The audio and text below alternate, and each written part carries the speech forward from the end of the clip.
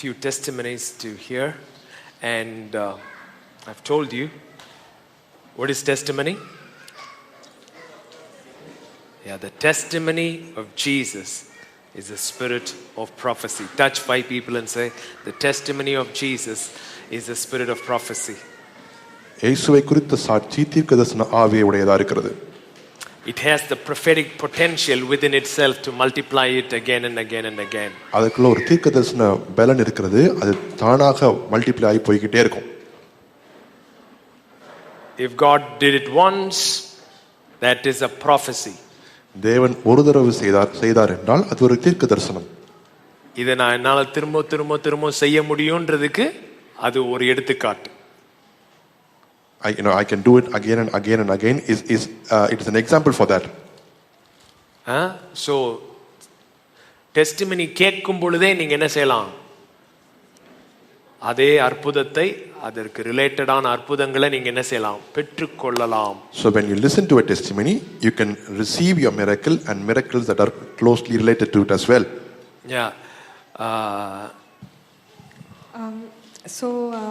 Last October I had an ultrasound and we found out that I had a cyst which was 3.9 centimeters and it was pretty huge and very painful.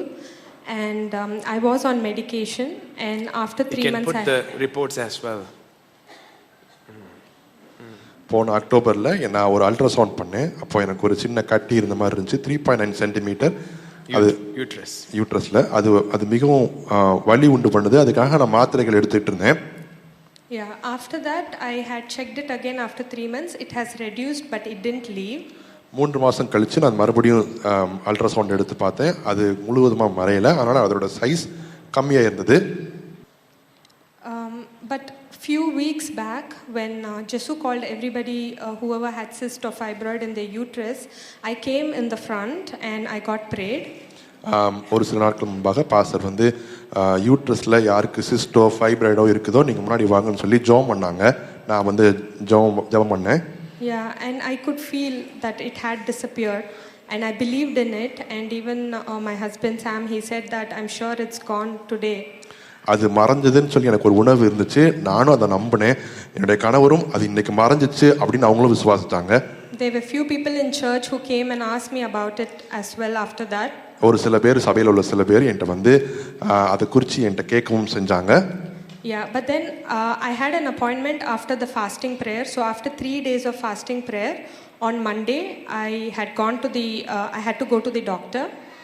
Fasting ப்ரேயருக்கு அப்புறம் தான் எனக்கு appointment கிடச்சிது. So fasting prayer முடிச்சு 3 நாள் கழிச்சு நான் doctor appointment எடுத்துகிட்டு போகிறேன்.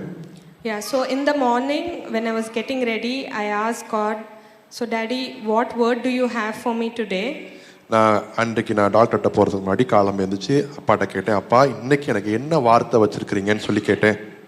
And God said, Sushma, your father is good. It's a day of celebration. Celebrate today because your father is good. Put that thing that she wrote down. Put that image of what she wrote down. அப்பா சொன்னாரு, சுஷ்மா உன்னுடைய தகப்பனாகிய நான் மிகவும் நல்லவர். இது கொண்டாட்டத்தினால் கொண்டாடி கொண்டே செல் என்று சொன்னார். And it is the day of my vengeance, he said. இது என்னுடைய பழி தீர்க்கும் நாள் அப்படின்னு சொல்லி ஆண்டவர் சொன்னாரு. So that morning I had written that in this diary of mine. என்னுடைய டைரியில இதை நான் எழுதி வைத்திருந்தேன். This was before she going for a checkup. She prays and she asks and she writes this word down. இது அவங்க செக்கப்புக்கு போறதுக்கு முன்னாடி you guys to fix that fan. Go switch that fan off. ஆண்டவர்ட்ட கேட்டு அப்பாட்ட கேட்டு Can't be telling that every week. அப்பா அவங்களுக்கு சொன்ன வார்த்தையை அவங்க எழுதி வச்சிருக்காங்க. Then I was thinking, what does it mean by celebration? How do I celebrate it? So then I wore good clothes. I got dressed really well. I was smiling and I was happy. நான் கொண்டாடுறதுனா எப்படின்னு தெரியலையே அப்படின்னு சொல்லிட்டு அப்புறம் நல்ல ஆடைகளை உடுத்திட்டு சந்தோஷமா முகத்துல சிரிப்போட நான் கிளம்பி ரெடியானேன். Yeah, so usually I don't go to hospital like that, but that day I wanted to celebrate because God said, and then we went to the hospital. அப்படி ஒருபோதும் நான் ஹாஸ்பிட்டலுக்கு போனதில்லை. ஆனா அன்னைக்கு ஆண்டவர் சொல்லிட்டாருன்ற காரணத்தினால அப்படி செய்து நான் ஹாஸ்பிட்டலுக்கு போனேன். I did feel ridiculous, but then I trusted God. எனக்கு ஒரு மாதிரி தான் இருந்துச்சு. ஆனா ஆண்டவரை நம்பி தான் நான் போனேன். When I went to hospital, when I was waiting there, I saw a vision. ஹாஸ்பிட்டலில் இருக்கும்போது நான் அந்த டாக்டருக்காக வெயிட் பண்ணிட்டு இருக்கும்போது எனக்கு ஒரு தரிசனத்தை நான் பார்த்தேன். I saw Jesu seeing my report and laughing out loud. ஜெசு என்னுடைய ரிப்போர்ட்டை பார்த்து அவங்க சத்தமா சிரிக்கிறத நான் பார்த்தேன். I kept seeing this like a loop. It kept on happening in my mind, in the vision. இது ஒரு லூப் மாதிரி என்னோட தரிசனத்துல வந்துகிட்டே சுத்தி வந்துகிட்டே இருக்குது. Then when I went for the ultrasound, the doctor was checking like really long. She took a long time to check and I just wanted to ask, what is she looking for? அல்ட்ராசவுண்டில் போனால் doctor எப்பயும் நிலைமைக்கு மாற ரொம்ப நேரம் பார்த்துட்டே இருக்கிறாங்க. என்ன பார்க்குறாங்கன்னு எனக்கு ஒரு ஏக்கம் வந்துச்சு. நான் கேட்டேன், என்ன தேடுறீங்கன்னு சொல்லி கேட்டேன். I didn't ask her anything, so I trusted God and I came out and we waited for an hour to get the report. வெளியில் வந்து 1 மணி நேரம் ரிப்போர்ட் வாங்குறதுக்காக நாங்கள் காத்திருந்தோம். Then in the report it said no hemorrhagic cyst is found, so there was no cyst in the last report. Come on, let's celebrate God's goodness. Yeah.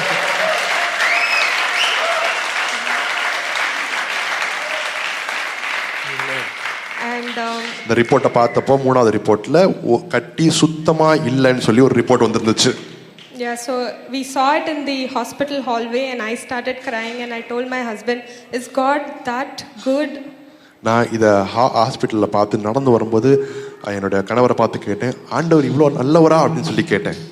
Yeah, so that's my testimony and I would also like to say that God has been telling me that it's not just in healing but in every area of your life where you feel that it is barren, where you feel things have dried up and there is no hope, or you have lost the trust in God in that particular area, or that you feel God has turned his face away from you and he's not listening to you, please know that God's healing touch is going to that area of your life right now and it is being resurrected.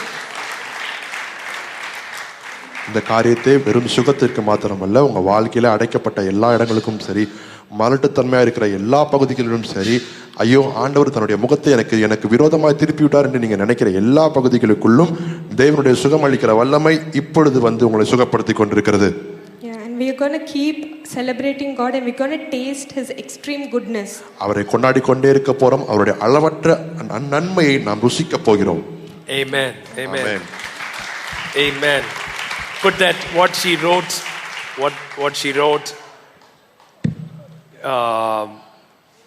We're going to read that. Okay. God said, "It is." Come on, repeat after me. It is the day of my vengeance.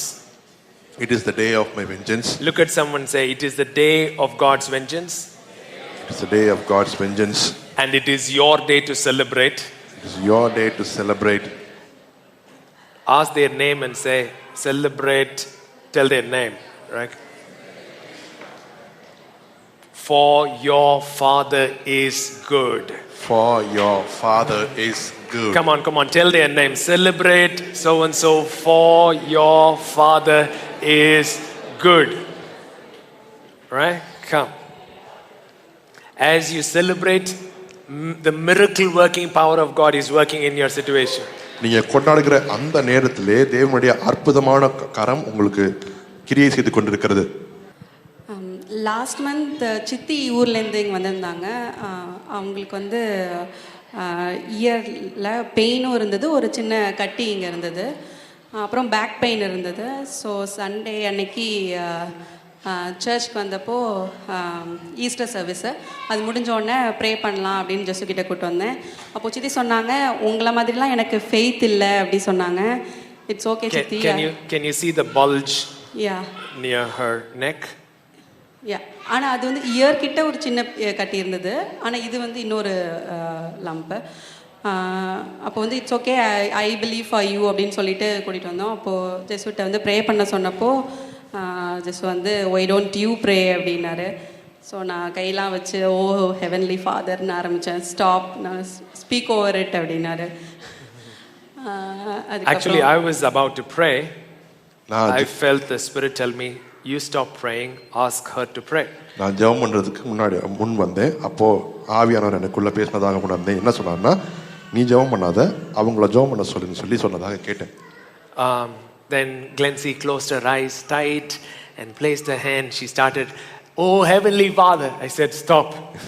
லென்சி கண்ணெல்லாம் இருக்க மூடிட்டு பரலோகத்துள்ள பிதாவே அப்படின்னு ஆரம்பிச்சாங்க. நான் சொன்னேன், இல்ல நிறுத்துங்க அப்படின்னு சொன்னேன். I didn't ask you to pray. I asked you to speak. நான் உங்களை ஜெபம் பண்ண சொல்லல, கட்டளையிட சொன்னேன்னு சொன்னேன். Speak to that thing. அந்த காரியத்துக்கு விரோதமாய் பேசுங்கன்னு சொன்னேன்.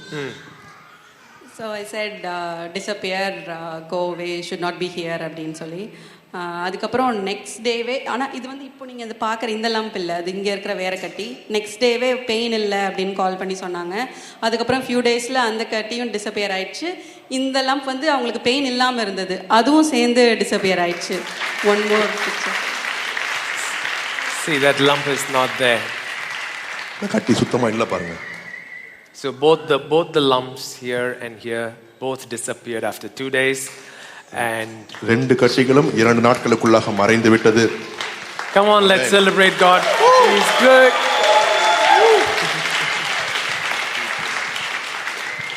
So anyone dealing with lumps, cysts, whatever it is, I want you to stand. If anyone you are believing for also, I want you to stand.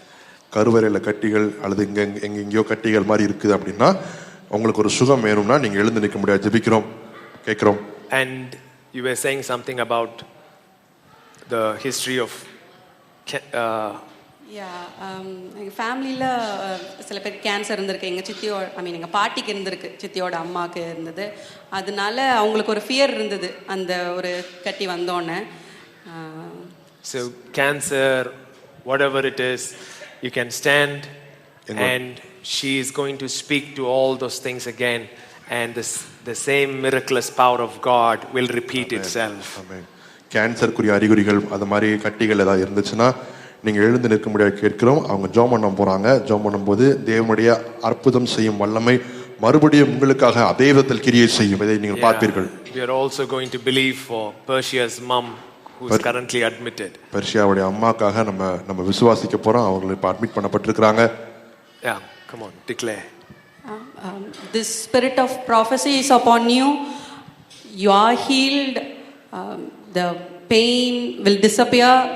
I speak to the pain disappear, lumps disappear. You don't have any rights over them. I speak fullness. Amen. Ha ha ha ha ha. Ha ha ha ha ha ha. We look at the report and laugh. அந்த அறிக்கையை பார்த்து நாம் சிரிக்க போகிறோம். It has got no power over us. அதற்கு நம்ம மேல எந்த அதிகாரமும் கிடையாது. We curse it to the root in the name of Jesus. வேரோடு சபித்து அதை பிடுங்கி எறிகிறோம் இயேசுவின் நாமத்திலே. Amen. Amen. Amen. Amen. God bless you. Why don't we give him glory one more time?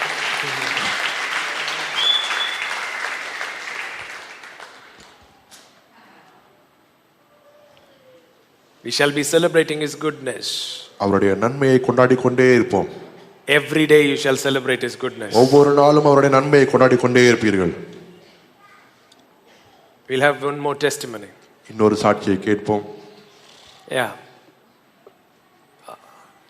It's a couple who is from Dubai. They were here at that time. The service got over, so we took a video of them. துபாயில இருந்து ஒரு கப்பல் அவங்க வந்திருந்தாங்க. Service முடிஞ்ச உடனே அவங்கள வச்சு ஒரு வீடியோ எடுத்திருந்தோம். We'll listen to that. நாங்கள் ஹஸ்பண்ட் அண்ட் ஒய்ஃப் வந்து அபுதாபிலேருந்து வந்திருக்கிறோம். நம்ம பாஸ்டரோட மெசேஜ் வந்து நாங்கள் எவ்ரி சண்டே வந்து லைவ் மெசேஜில் நாங்கள் வந்து கேட்போம். அப்போது நாங்கள் ரொம்ப 10 வருஷமாக பேபிக்காக நிறைய ட்ரீட்மெண்ட் போயிருந்தோம், நிறைய ட்ரீட்மெண்ட் எடுத்திருந்தோம். இப்போ எதுவும் நிறைய சக்ஸஸ் ஆகலை. இப்போ லாஸ்ட்டாக இங்கே சென்னைக்கு வந்துட்டு நாங்கள் ட்ரீட்மெண்ட் பண்ணிவிட்டு எனக்கு இங்கே கன்சீவ் ஆனேன் நான். இப்போ இந்த செகண்ட் மந்த் ஆஃப் ப்ரெக்னென்சியில் வந்து எனக்கு ஹெல்த் இஷ்யூஸ் வந்துச்சு. இப்போது அந்த டைமில் எமர்ஜென்சி ஹாஸ்பிட்டலில் கொண்டு போய் சேர்த்துருந்தப்போ டாக்டர்ஸ் வந்து சொல்லிட்டாங்க DV2 இஷ்யூவில் பிளட் கிளாட் ஆகிருந்தது எனக்கு. ஸோ அது ரொம்ப சிவியரான இஷ்யூனால ட்ரீட்மெண்ட் ஸ்டார்ட் பண்ணோன்னா ஒன்லி பேபி இல்லை மதர் அந்த மாதிரி தான் காப்பாற்ற முடியும் அப்படிங்கிற மாதிரி சொல்லிட்டாங்க. பேபி சின்னதாக இருக்கிறதுனால ட்ரீட்மெண்ட் ஸ்டார்ட் ஆனால் பேபி வந்து கலைஞ்சிறதுக்கு நிறைய வாய்ப்பு இருக்குது அப்படின்னு சொன்னாங்க. அப்போது ரொம்ப டென்ஷனாகவும் பயமாக இருந்தது. ஏன்னா அத்தனை வருஷத்துக்கு அப்புறம் 10 வருஷத்துக்கு அப்புறம் இங்கே கன்சீவ் ஆகிருக்கேன் நான். ஆனாலும் ஆண்டவர் இருக்கிறாரு நம்ம கூட, நம்ம அப்பா ஏசப்பா கூட இருக்கிறாருன்னு சொல்லிட்டு நான் தைரியமாக சொல்லிட்டேன், நீங்கள் ட்ரீட்மெண்ட் ஸ்டார்ட் பண்ணுங்கன்னு சொல்லிட்டு. என் ஹஸ்பண்ட் வேறு கூட இல்லை. எனக்கு என்ன டெசிஷன் எடுக்கிறது, அந்த எமர்ஜென்சி வார்டில் இருந்து எனக்கு என்ன பண்ணுறதுன்னு தெரியல. அப்போது ட்ரீட்மெண்ட் ஸ்டார்ட் பண்ணுங்க, ஆண்டவர் இருக்காரு நமக்கு அப்படின்னு சொல்லிட்டேன். நான் இத்தனை வருஷத்துக்கு அப்புறம் போராட்டத்துக்கு அப்புறம் ப்ரெக்னெண்ட்டாக ஆண்டவர் எனக்கு இதுக்கு ப்ரெக்னன்சி கொடுத்துருக்கிறாரு. அதனால் இது கண்டிப்பாக வந்து கலைஞ்சு போகிற மாதிரி ஒரு விஷயத்தை ஆண்டவர் கண்டிப்பாக கொடுத்துருக்கிற மாட்டாருங்கிற எனக்கு தைரியம் இருந்தது. ஸோ அதனால் எல்லா பேப்பர்ஸ்லையும் சைன் பண்ணி கொடுத்துட்டேன். ட்ரீட்மெண்ட் போச்சு.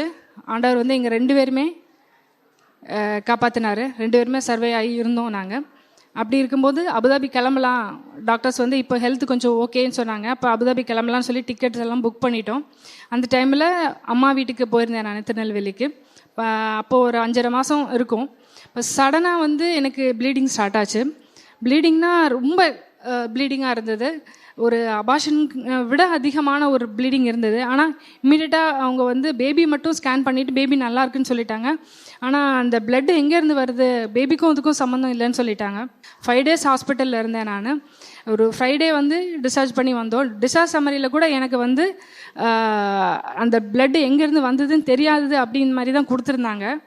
அதே மாதிரி சண்டே மெசேஜ் காட்டும். ஆக்சுவலாக அன்றைக்கி டாபிக் வந்து அவர் வந்து கிங்டம் பற்றி கொடுத்துட்டு இருந்தார். இப்போது அந்த சடனாக நடுவில் வந்து அவர் சொன்னார், இந்த மாதிரி ஒரு பாஸ்டரோட ஒய்ஃப் வந்து ரொம்ப வருஷத்துக்கு அப்புறம் ப்ரெக்னென்ட் ஆனாங்க, அவங்களுக்கு சடனாக ப்ளீடிங் ஆச்சு, அவங்க பயந்துட்டு அழ ஆரம்பித்தாங்க. ஸோ அந்த பாஸ்டர் வந்து சொன்னார், நீ பயப்படாத, ஆண்டவரோட கிருபையினால தான் நீ வந்துட்டு ப்ரெக்னெண்ட்டாக இருக்கிற. ஸோ பிளட்டு தானே, போனால் போகட்டும், அதை பற்றி நீ கவலைப்படாத, ஆண்டவர் உனக்கு கொடுத்த பிளெஸ்ஸிங்ஸ் உனக்குள்ளே தான் இருக்குதுன்னு சொல்லி சொன்னார். எனக்கு என்ன சொல்கிறதுனே தெரில. அவர் அந்த வாக்கு வந்து எனக்கு ஆண்டவர்கிட்ட இருந்து எனக்கு வந்திருக்கு. ஸோ எனக்கு அவ்வளோ அழுத, நான் பெட்டில் தான் இருந்தேன், அவ்வளோ அழுக நான். ஆண்டவர் எனக்கே டைரெக்டாக பாஸ்டர் மூலமாக பேசியிருக்காரு, நீ பயப்படாத, உன்னோட பிளெஸ்ஸிங், என்னோட பிளெஸ்ஸிங் வந்து நான் உனக்குள்ளே தான் வச்சுருக்கிறேன், அதை பற்றி கவலைப்படாத, பிளட்டு தானே, போனால் போகட்டும்னு சொல்லி சொன்னார். ஸோ அந்த மிரக்கல் நடந்துச்சு. திரும்ப அதுக்கப்புறம் திருநெல்வேலியில் எனக்கு டெலிவரி பார்க்க முடியாதுன்னு டாக்டர்ஸ் சொல்லிட்டாங்க. ஏன்னா ரொம்ப ஹெல்த் இஷ்யூஸ் இருக்கனால நிறைய டாக்டர்ஸ் தேவைப்படும் உன்னோட டெலிவரி வார்டில். ஸோ சென்னை மாதிரி பெரிய சிட்டியில் தான் அந்த ஃபெசிலிட்டி இருக்கும்னு சொல்லி என்னை சென்னைக்கு போக சொல்லிட்டாங்க. திரும்பி நான் வந்து மாமியார் வீட்டுக்கே வந்துட்டேன். நான் ஃபஸ்ட்டு இஷ்யூ ஆனப்போ எந்த ஹாஸ்பிட்டலில் இருந்தனோ அந்த ஹாஸ்பிட்டலில் ட்ரீட்மெண்ட் பார்க்க ஆரம்பித்தோம். அப்போ அந்த லாஸ்ட் டெலிவரி டைம் வருது. டெலிவரி டைம் வரும்போது டாக்டர் சொன்னாங்க, உனக்கு டெலிவரி சிசரின் பண்ணுறதுக்கு முன்னாடி உன் ஹஸ்பண்டை நாங்கள் நேரில் பார்த்து உன்னோட ஹெல்த் சுச்சுவேஷன் சொல்லணும்னு சொன்னாங்க. கரெக்டாக 1 week முன்னாடி அவர் வந்தார். அவரை மீட் பண்ணி டாக்டரை மீட் பண்ணார். அப்போ டாக்டர் சொல்கிறாங்க, இந்த மாதிரி டிவிடி இஷ்யூ இருக்கனால சிசரின் பண்ணும்போது அந்த பிளட் கிளாட் எங்கேயாச்சும் மூவ் ஆச்சுன்னா பிரெயினுக்கு இல்லாட்டி ஹார்ட்டுக்கு போனால் ஆப்ரேஷன் தேட்டரில் இம்மீடியட்டாக டெத் இருக்கலாம். ஸோ இதுதான் சிச்சுவேஷன், அதை நான் உங்ககிட்ட சொல்லிடணும், பேபியை நாங்கள் எப்படியும் சேவ் பண்ணிடுவோம் அப்படின்னு சொல்லிட்டாங்க. ஸோ அம்மாவை தான் எங்களுக்கு சேவ் பண்ணது ரிஸ்க்கு அப்படிங்கிற மாதிரி சொல்லிட்டாங்க. ஆனால் நாங்கள் 2 பேரும் ஆண்டவர் மேலே இருக்க தைரியத்தில் எல்லாம் ஓகேன்னு சொல்லிட்டு வீட்டுக்கு வந்துட்டோம். அதே மாதிரி எனக்கு டெலிவரிக்கு ஹாஸ்பிட்டல் அட்மிட் ஆகிறதுக்கு முன்னக்கூட்டியும் அந்த சண்டே வந்தது. அப்போவும் மெசேஜுக்கு முன்னாடி நாங்கள் உட்காரதுக்கு போகும்போது அப்போது எனக்கு வந்து ஆண்டவர் இன்றைக்கும் நம்ம பாஸ்டர் மூலமாக ஏதாவது மெசேஜ் அனுப்புவாரா அப்படின்னு வெயிட் பண்ணிவிட்டு உட்காந்தோம். ஆனால் ரொம்ப ஆசைப்படக்கூடாதுன்னு நினச்சேன். பட் அதே மாதிரி ஆனால் ஆண்டவர் வந்து எனக்கு அன்றைக்கும் மெசேஜ் வந்து பாஸ்டர் மூலமாக அனுப்பிச்சார். எசேக்கியேல் ராஜாவுடைய கதையை மெசேஜ் நடுவில் பாஸ்டர் சொல்ல ஆரம்பித்தாங்க. ஏசாயா தீர்க்கதரிசி வந்து அவருக்கு வந்து ப்ராஃபஸி சொல்ல வராரு, நீ இறந்துருவேன்னு சொல்லிட்டு அந்த ஸ்டோரி ஃபுல்லாக சொன்னாங்க பாஸ்டர். சொல்லிவிட்டு ஏசாயா தீர்க்கதரிசியே சொன்னாலும் உனக்கு வந்து சாவு கிடையாது, உன்னுடைய ஆயுசு நாட்கள் வந்து ஆண்டவருடைய கைகளில் எழுதப்பட்டிருக்கு அப்படிங்கிற மாதிரி சொல்லும்போது, எந்த டாக்டர்ஸ் சொன்னாலும் சாவு வந்து உனக்கு இல்லை, உன்னுடைய ஆயுசு நாட்கள் ஆண்டவருடைய கையில் இருக்குதுன்னு சொல்லிட்டு அன்றைக்கும் ப்ராஃபஸி சொன்னார். ஸோ அதே எங்கள் 2 பேரும் சேர்ந்து அழ ஆரம்பிச்சிட்டோம். எங்களுக்கு மிரக்கலாக இருந்தது அது. ஆக்சுவலி அந்த ப்ராஃபஸி எப்படின்னா, ஏசாயா ராஜா வந்து எசேக்கியா ராஜா நீ இன்னைக்கு செத்துருவ, இதுதான் என்னோட லாஸ்ட்டு அப்படின்னு சொல்லிட்டு போயிட்டு அந்த பேலஸை விட்டு அரண்மனை இறங்கிறதுக்கு முன்னாடியே ஏசாயாவுக்கு திருப்பி ஒரு ரெவலேஷன் த்ரூ காட் வரும். திரும்ப போயிட்டு எசேக்கியேல் ராஜா கிட்ட சொல்லு, இன்னைக்கு உனக்கு மரணம் கிடையாது, திரும்ப உன்னோட ஆயுசு நாட்கள் வந்து என்கிட்ட தான் இருக்கு, நான் திருப்பப்பட்டிருக்கேன்னு சொல்லிட்டு. ஸோ அந்த ப்ராஃபஸி நாங்கள் எப்படி எடுத்துக்கணும்னா, ஈவன் டாக்டர்ஸ் சொன்னாலும் நீ இன்னைக்கு ரிஸ்கில் இருக்க, டெத் பெட்டில் இருக்க, உன்னோட வாழ்நாள் முடிய போகிறதுக்கு சான்சஸ் இருக்குன்னு சொன்னால் கூட நாங்கள் ப்ரே பண்ணது என்னன்னா, நம்மளோட life is at God's hand. Okay, even if doctors declare it, they have no authority on our life. only God has authority. அந்த பிலீஃப், அந்த ஃபெய்த், அந்த ரெவலேஷன், அந்த மெசேஜ் மூலிமா God has spoken to us. அதே மாதிரி exactly அவன் என்ன பண்ணான், அவங்க டாக்டர்ஸும் சொன்னதும் மீறி மிராக்குலஸாக அந்த ஆப்ரேஷன் டைமில் எந்த டாக்டர்ஸும் அடிஷ்னல் டாக்டர்ஸ் இல்லை, கார்டியோவாஸ்குலர் டாக்டர் இல்லை, ஓகே, அந்த மற்ற 2 டாக்டர்ஸும் தேவைப்பட்டது, பிளட்டும் கேட்டாங்க எக்ஸஸாக, அதுவும் தேவையில்லை. நம்ம நார்மலான ஒரு இதில் டெலிவரியில் பேபி மிராக்குலஸாக பேபி அண்ட் மதரை சேஃபாக கொடுத்துருக்காரு. So thanks to God and we praise. ரொம்ப ஆண்டவருடைய வார்த்தையை எங்களுக்கு கொண்டு வந்து கொடுத்த பாஸ்டருக்கும் தேங்க்யூ. ஆண்டவருக்கு எல்லாத்துக்கும் மேலே தேங்க்யூ. எங்களுக்கு பிளெஸ்ஸிங்காக அந்த குழந்தைய வந்து கொடுத்துருக்கிறாரு ஆசீர்வாதமாக. Praise Lord. தேங்க்யூ. ஆமென். தேங்க்யூ.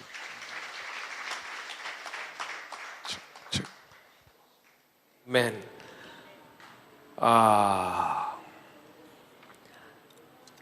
அவங்க ப்ராஃபஸி சொன்னாருன்றது எதை சொல்கிறாங்க? உங்களுக்கு ப்ராஃபஸியே சொன்னாலும் சொல்லிட்டு போறான்ற மாதிரி உட்கார்ந்துருக்கீங்க.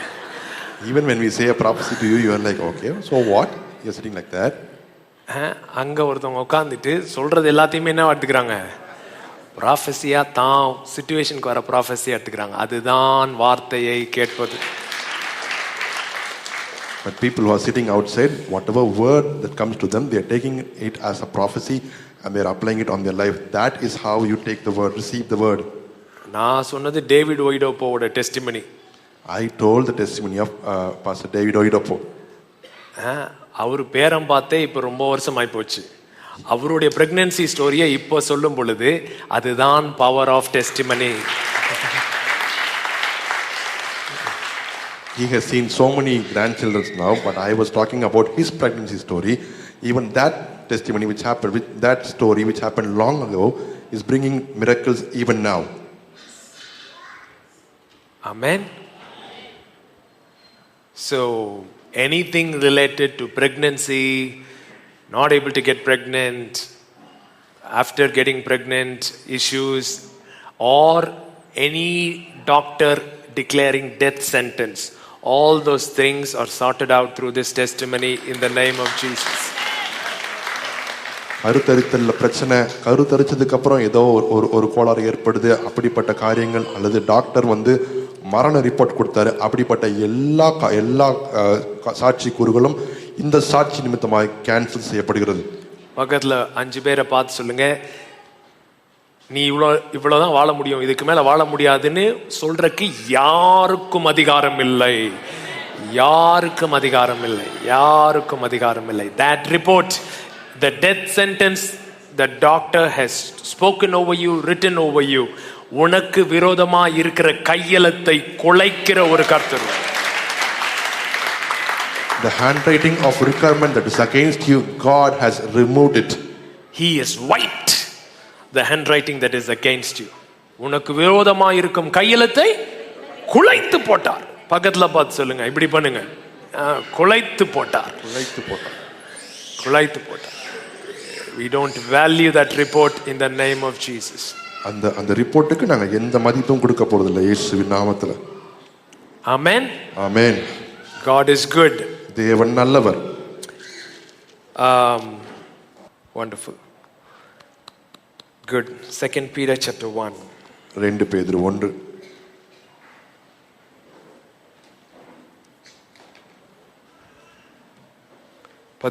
நாங்கள் தந்திரமான கட்டுக்கதைகளை பின்பற்றுவர்களாக அல்ல, அவருடைய மகத்துவத்தை கண்ணார கண்டவர்களாகவே நம்முடைய கர்த்தராகிய இயேசு கிறிஸ்துவின் வல்லமையும் வருகையும் உங்களுக்கு அறிவித்தோம். இவர் என்னுடைய நேசகுமாரர், இவரிடத்தில் பிரியமாயிருக்கிறேன் என்று சொல்லுகிற சத்தம் உன்னதமான மகிமையிலிருந்து அவருக்கு உண்டாகி பிதாவாகிய தேவனால் அவர் கனத்தையும் மகிமையும் பெற்றபோது அவரோடே கூட நாங்கள் பரிசுத்த பர்வதத்தில் இருக்கையில் வானத்திலிருந்து பிறந்த அந்த சத்தத்தை கேட்டோம். 2 Peter 1 and verse 16. For we did not follow cunningly devised fables when we made known to you the power and coming of our Lord Jesus Christ, but were eyewitness of his majesty. For he received from God the Father honor and glory when such a voice came to him from the excellent glory, this is my beloved Son, in whom I am well pleased. சொல்லுங்க, மகத்துவத்தை கண்ணார கண்டோம். We are the eyewitness for his majesty. 3 பேரை பார்த்து சொல்லுங்க, மகத்துவத்தை கண்ணார கண்டோம். We are the eyewitness to his majesty. So வல்லமை அப்படின்ற இதில் வந்து நம்ம எக்ஸோசியா பற்றி பார்த்தோம். So when you're talking about power, we saw exousia. Dunamis பற்றி பார்த்தோம். Then we looked about dunamis. எனர்ஜியா பற்றி பார்த்தோம். And we saw energia. இது வந்து மகத்துவம், மேஜஸ்டி. இது கிரீக் வேர்டு வந்து மெகாலியோடெஸ். மெகாலியோடெஸ். Now we are seeing about majesty, which in the Greek means megaliotes. The power of God's magnificence. தேவனுடைய மகத்துவத்தின் வல்லமை. பக்கத்தில் பார்த்து சொல்லுங்க, தேவனுடைய மகத்துவத்தின் வல்லமை. The power of his majesty. அவருடைய மகத்துவத்தை வெளிப்படுத்துகிறதான வல்லமை. The power of his splendorous glory. அவருடைய மகிமையின் வெளிப்பாடாக இருக்கிற அந்த வல்லமை.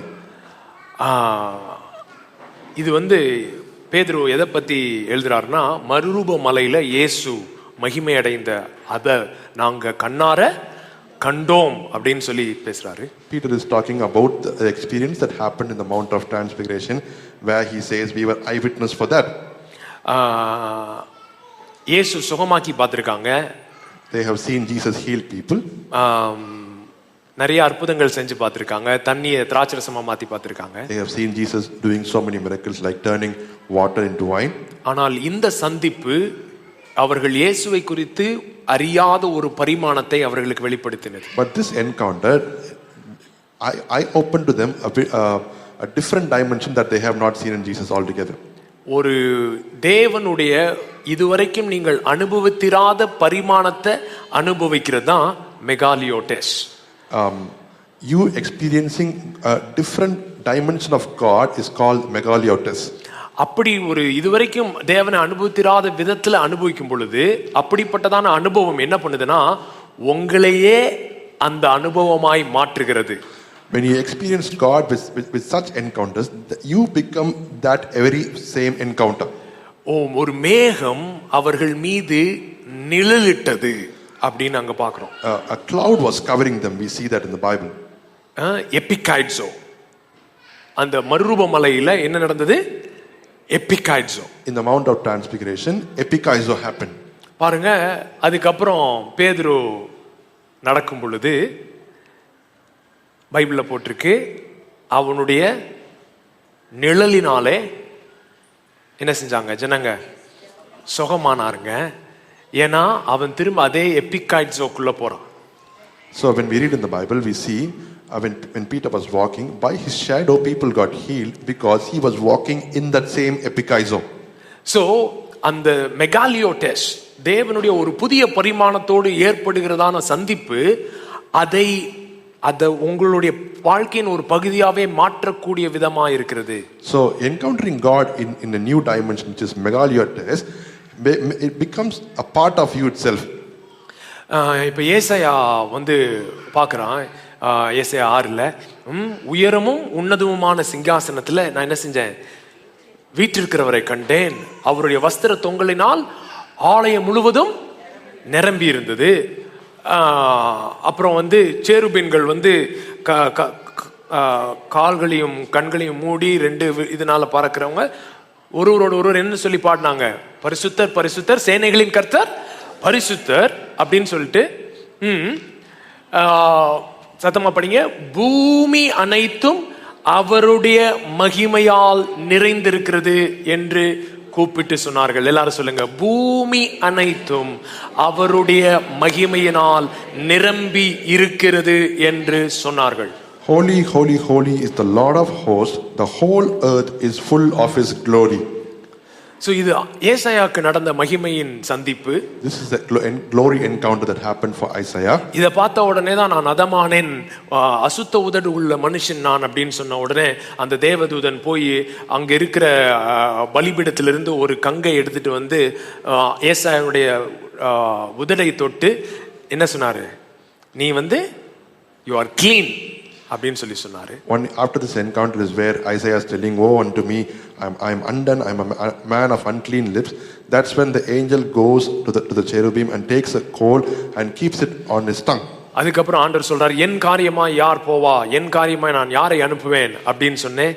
இதோ இருக்கிறேன், என்னை அனுப்பும் சொல்லி ஏசாயாவை தீர்க்கதரிசியாய் மாற்றின ஒரு என்கவுண்டர் தான் இந்த glory encounter. Then the voice of the Lord is heard and he is asking, whom shall I send and who will go for us? And that's where Isaiah says, here I am, Lord, send me. This is the encounter that happened for Isaiah, where he is being sent out as a prophet. முட்செடியில தேவனுடைய மகிமை மோசே காணும் பொழுது, when Moses was encountering God in the burning bush, அதுதான் மோசேவை மோசேயாவா மாற்றின ஒரு encounter. that is where Moses was pushed into his destiny. So இந்த மாதிரி தேவனுடைய மகிமையின் பரிமாணங்களை வெளிப்படுத்தும் போது, அந்த மகிமையின் பரிமாணங்களை என்கவுண்டர் பண்ண ஆட்கள் ஒருபோதும் அவர்கள் இருந்த வண்ணமாய் இருக்கவில்லை. So when we encounter God in a new dimension, people who encounter God in such new dimensions have never been the same.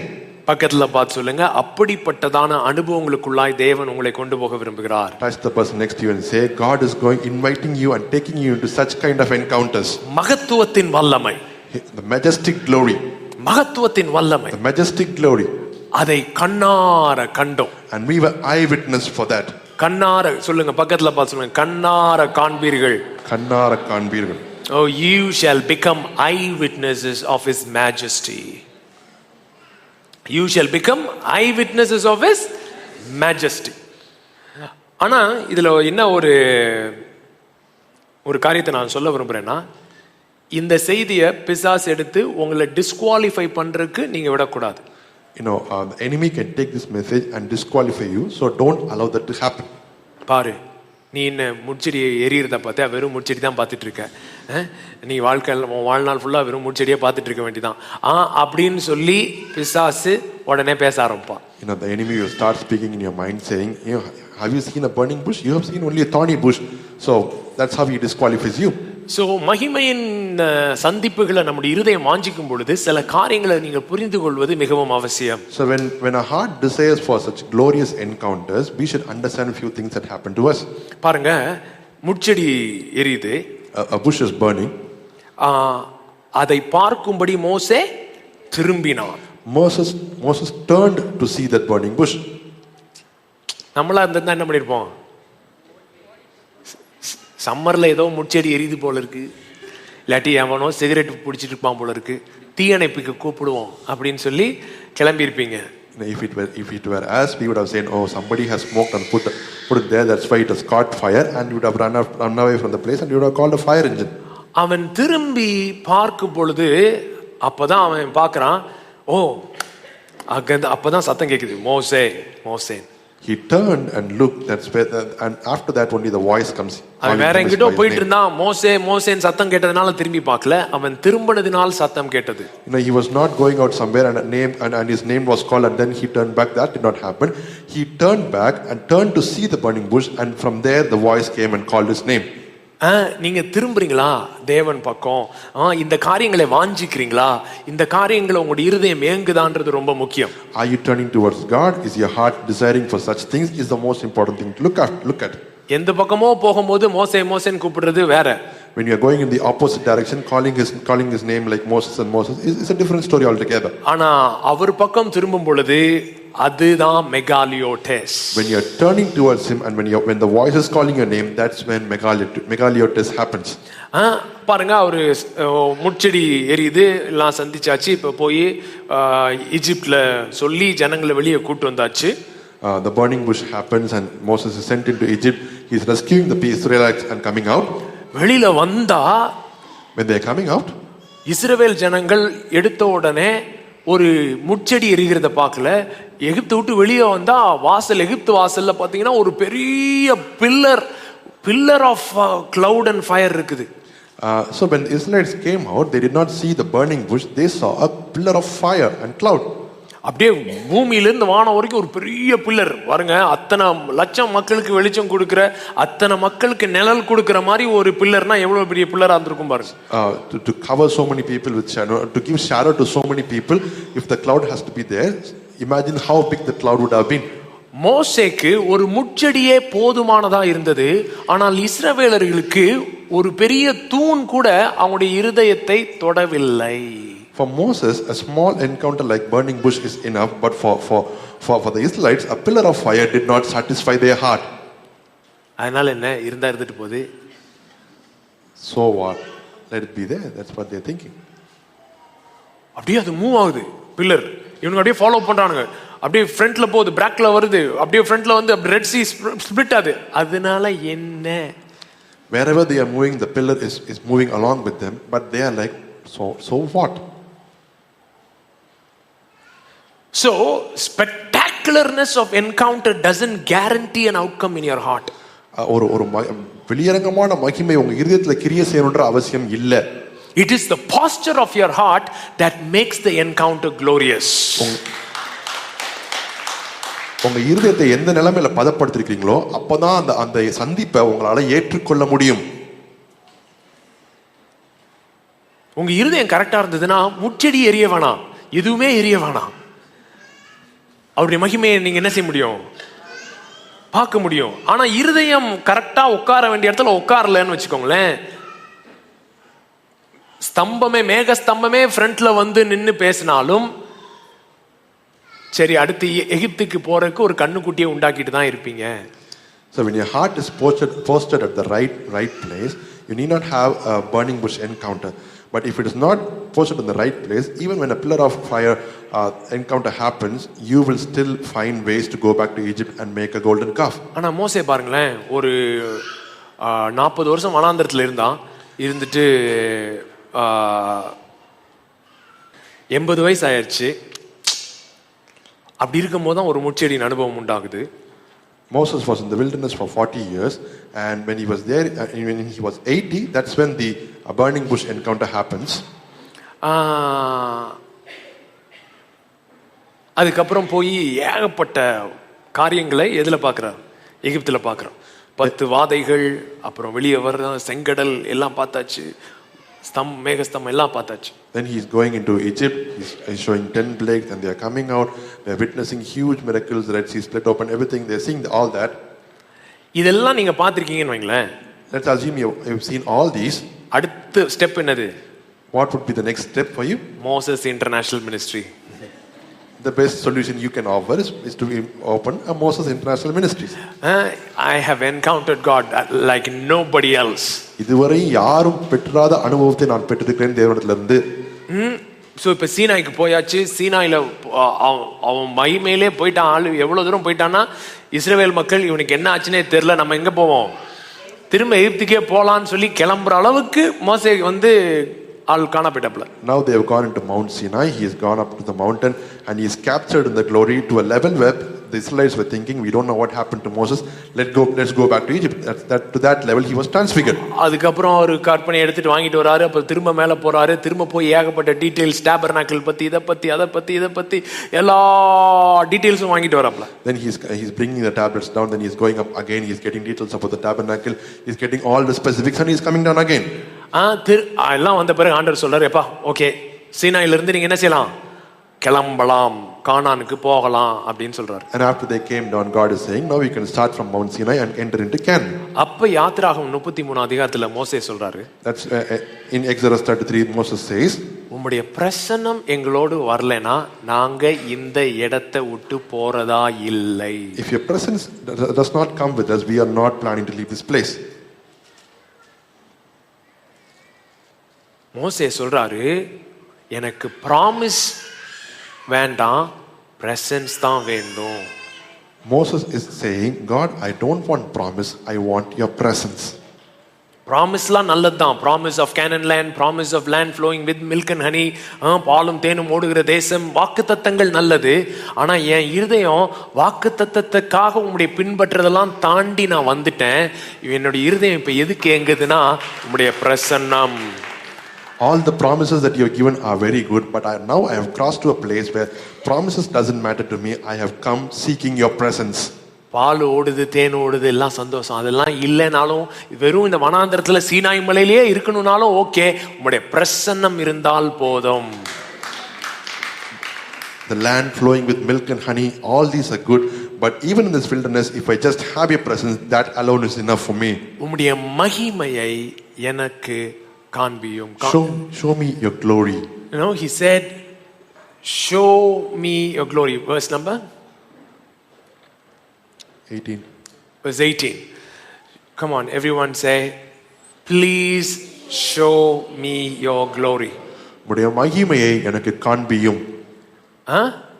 உம்முடைய மகிமையை எனக்கு காண்பித்தருளும் என்றான். அப்பொழுது அவன் உம்முடைய மகிமையை காண்பித்தருளும். அதற்கு அவர், என்னுடைய தயையை எல்லாம் உனக்கு முன்பாக கடந்து போக பண்ணி. சோ மோசே கேட்டது மகிமை, தேவன் காட்டினது அவருடைய goodness. Then he said, I will make all my goodness pass before you. Moses was asking for the presence and God said, I will send my goodness. So தேவனுடைய மகிமை, மகத்துவத்தின் வல்லமை, மகிமையின் மகத்துவம் அப்படின்லாம் சொல்றோம்னா அதோடைய உச்சகட்டம் என்னன்னா அவர் எவ்வளவு நல்லவராய் இருக்கிறார் என்பதை அனுபவிப்பதுதான் அவருடைய மகிமை. அது அந்த ஒரு வெளிப்பாடு இஸ்ரவேல் ஜனங்களுக்கு இல்லைன்றதுனால தான் ஒரு மேகஸ்தம்பம் இருந்தாலும் சரி, அக்கினி ஸ்தம்பம் இருந்தாலும் சரி, என்ன நடந்தாலும் சரி, அதனால என்ன அப்படின்னு இருந்தாங்க. ஏன்னா அவர்களுக்கு எதை குறித்த வெளிப்பாடு இல்லை? குட்னஸ் குறித்து வெளிப்பாடு இல்லை. The majestic glory of God at this highest level is talking about the goodness of God. Since the Israelites did not have a revelation about the goodness of God, no matter what happened, their hearts were astray. So நான் ஏஞ்சலை பார்த்தேன், எலியாவை பார்த்தேன், ஏனோக்கை பார்த்தேன்னாலும் சந்தோஷம் தான். So if you have seen angels, if you have seen Elijah, if you have seen Enoch, all these are good for you. அவருடைய நன்மையை பார்த்திருக்கிறீங்களா? Have you seen his goodness? அவருடைய நன்மையை உணர்ந்திருக்கிறீங்களா? Have you felt his goodness? So எனக்கு 2 பேர் தரீங்கன்னு வைங்களேன். நன்மையை பார்த்த ஒருவன், இல்லைன்னா பயங்கரமா ஏஞ்சலை பார்த்தேன், எலியாவை பார்த்தேன், ஏனோக்கை பார்த்தேன், இது 2 பேரும் யாரை நீ வச்சுக்குவேன்னு கேட்டா அவருடைய நன்மையை அனுபவித்தவனை தான் நான் தேர்ந்தெடுப்பேன். So if you give me 2 people, one person he has seen angels, he has seen Elijah and Enoch, but the other person has tasted the goodness of God. If you give me 2 persons, I will choose the person who has tasted the goodness of God. So நம்முடைய இருதயம் இந்த நாட்கள்ல மகிமையின் காலத்திற்குள்ளாய் தேவன் ஒரு அனுபவத்திற்குள்ளாய் நம்மளை கொண்டு போறதுக்கு முன்னாடி நம்ம ஹார்ட்டை எதுல எஸ்டாப்ளிஷ் பண்ண விரும்புறாருன்னா அவருடைய குட்னஸ்ல எஸ்டாப்ளிஷ் பண்ண விரும்புறார். So God is willing to take us into a season of majestic glory, but before he takes us there, he wants to establish our hearts in the goodness of God. Absolute be established in the goodness of God. அவருடைய நன்மையில நிலைவரப்பட்டிருக்கக்கூடிய அந்த நிலைமையில.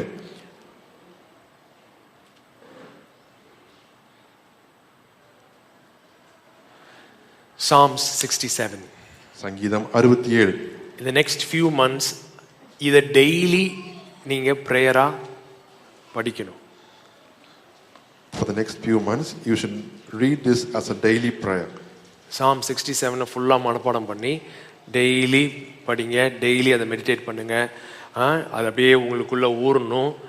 ஏன்னா இது வந்து இந்த சீசனுக்கு நம்முடைய கம்யூனிட்டிக்கு ரொம்ப முக்கியமான வார்த்தை. Psalm 67, you should read it, memorize it, and it should flow from the inside of you because it's a very important word for this season for our community.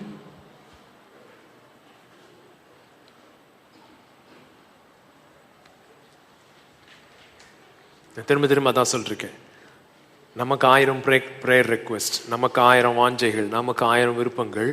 ஆனால் பரலோகத்திற்கு ஒரு பிரேயர் ரெக்வெஸ்ட் இருக்கு, பரலோகத்துக்கு ஒரு வாஞ்சை இருக்கு. I'm telling you again and again, we have 1000 prayer requests, we have 1000 desires to be fulfilled, but heaven has only one desire that needs to be fulfilled.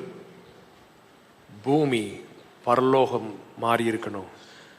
Heaven on earth should happen. அது எப்படி நடக்கணும்? How will that happen? ஒரு கூட்ட ஜனங்கள் பிதாவை இயேசு அறிந்தது போல அறிகிறதன் மூலமாய் நடக்கும். One group of people, one generation of people who knows the Father like Jesus knows the Father, when they rise up, that will happen. தேவனே பூமியில் உம்முடைய வழியும் எல்லா ஜாதிகளுக்கும் உம்முடைய இரட்சண்யமும் விளங்கும்படியாய் தேவரீர் எங்களுக்கு இறங்கி எங்களை ஆசீர்வதித்து உம்முடைய முகத்தை எங்கள் மேல் பிரகாசிக்க பண்ணும். God be merciful to us and bless us and cause his face to shine upon us, that your way may be known on the earth, your salvation among all the nations. தமிழ்ல திரும்ப படிங்க. தேவனே, பூமியில் உம்முடைய வழியும் எல்லா ஜாதிகளுக்குள்ளும் உம்முடைய இரட்சண்யமும் விளங்கும்படியாய் தேவரீர் எங்களுக்கு இறங்கி எங்களை ஆசீர்வதித்து உம்முடைய முகத்தை எங்கள் மேல் பிரகாசிக்க பண்ணும். சோ தேவன் தம்முடைய வழியை பூமியிலே விளங்க பண்ணுவதற்கும் ஜாதிகளுக்கு, தேசங்களுக்கு தம்முடைய இரட்சணியத்தை விளங்க பண்றதுக்கு தேசங்கள் மீதும் ஜாதிகள் மீதும் தம்முடைய முகத்தை காற்றுக்கு தேடலையா, தேவரீர் எங்களுக்கு இறங்கி எங்கள் மீது உமது முகத்தை பிரகாசிக்க பண்ணும். ஸோ ஒரு குரூப் ஆஃப் பீப்புள் அவரோடு முகமுகமாய் சந்திக்கும் பொழுது அதோடைய எஃபெக்ட் வந்து தேசங்கள்ல தெரியுமா? To show his way to the earth and to show his salvation among all the nations, he is not showing his face to the nations. Rather, he is showing his place, being merciful and coming down and showing his face to the people. And when they encounter God that way, they are being the light to the nations. Abraham அழைத்த முதல் நாள்ல இருந்து இன்ன வரைக்கும் ஆண்டவருடைய plan என்னன்னா, ஒரு கூட்ட மக்களை எடுத்து அவங்கள்ட்ட ஒர்க் பண்றது நிமித்தம் தேசங்கள் ஆசீர்வதிக்கப்படணும், தேசங்கள் ஆசீர்வதிக்கப்படணும், தேசங்கள் ஆசீர்வதிக்கப்படணும், தேசங்களுக்கு வெளிச்சமா இருக்கணும், தேசங்களுக்கு ஒளியா இருக்கணும். சோ உலகம் வந்து பிரச்சனைக்குள்ள போய்கிட்டே இருக்கும் பொழுது பரலோகம் தேடுகிறது என்னது? மலையில் மீது உள்ள ஒரு பட்டணத்தை தேடிக்கொண்டிருக்கிறது. Right when God called Abraham, and he was having a plan in his mind that he will choose a generation out of him, bless them, and he will make them as a blessing and light to the nations. And that kind of a generation is what God is looking after. நம்ம ஆட்கள் வசதியா இந்த வசனங்கள் எல்லாம் எடுத்து எங்க போட்டானுங்க? தூக்கி 1000 வருஷ அரசாட்சி அப்படின்ற ஒரு இதுக்குள்ள போட்டுட்டு இப்ப நம்ம ஆட்கள் எதை தான் எதிர்பார்த்துட்டு இருக்காங்க? பிரச்சனையை தான் எதிர்பார்த்துட்டு இருக்காங்க. All these scriptures our people have taken and put it in the 1000-year millennial rule, and they are looking forward for tumultuous times and problems to come. பக்கத்துல பார்த்து சொல்லுங்க, அவர் வர நேரம் வரட்டும். Let him come the time that he wants to come. ரகசியமா வந்தா வந்துட்டு போறாரு. Even if he comes secretly, let him come and go. பகிரமா வரணும்னா வந்துட்டு போறாரு. If he wants to come in a glorious manner, let him come. வரணும்னு முடிவு பண்ணிட்டா வந்துருவாரு. If he decides to come, he will come. உனக்கு ஒரு வேலையை கொடுத்திருக்காரு இப்ப. But he has given a work for you. அதை நீ செய்யு. Please do that work. உனக்கு என்ன வேலை கொடுத்திருக்காருன்னே தெரியாம நீ எங்கேயே உட்கார்ந்துருக்கனோ? ரகசியமா வருவாரு, இப்படி வருவாரு, அப்படி வருவாரு, இங்க வருவாரு. ஓ இதப்ப இங்க பாருங்க, வந்துருவாரு. He has given you some work. You don't even know what work he has given you, but you're like, oh, he'll come this time, he'll come like a thief. You're pondering upon all those things. நீங்க போறீங்க, வேலைக்காரங்கிட்ட சொல்லிட்டு போறீங்க, வெளியில போயிட்டு 2 மணி நேரத்துல வருவேன், வரக்குள்ள என்ன செஞ்சிரு? வேலையெல்லாம் முடிச்சிரு. இதுல எது ரொம்ப முக்கியமான வார்த்தை? வேலையெல்லாம் முடிச்சிருன்றது. வரக்குள்ள எங்க வராரு, தெருவில் வராரா, அங்க ஒரு ஆளை நிறுத்தி பாரு வரான்ட்டு இங்க வேலையே செய்யாம இருக்கானு. ஏன் என்னன்னு கேட்டா கடைசியில வருகைக்காக காத்திருந்தேன்னு சொல்றானு. ஏன்